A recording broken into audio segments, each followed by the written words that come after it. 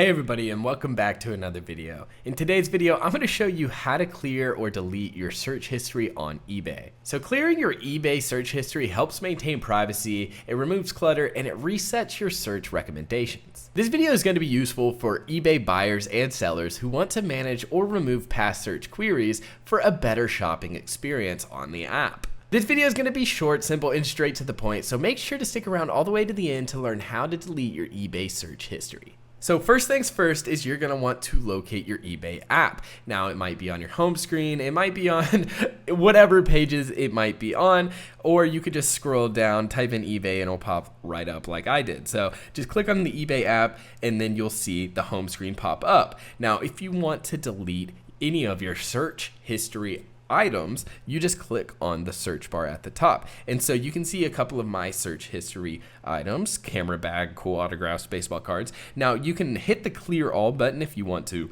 clear them all. Or if you want to delete individual searches, all you do is say, I want to delete this camera bag at the top. You just hold it and swipe and you hit the delete button, and that's really all there is to it. Now if you want to delete all of your options, so say I want to delete these two last options, you just hit the clear all button and then clear recent searches, and boom, that's really all there is to it.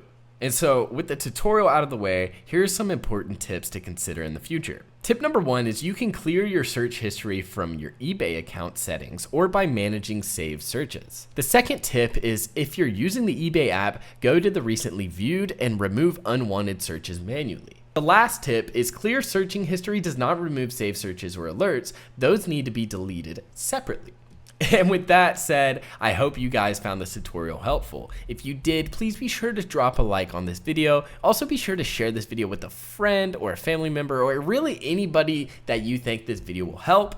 And most importantly of all, please be sure to subscribe to this channel for more future tutorials. And with all that said, I hope you guys had a great day. I hope you guys take care and peace out.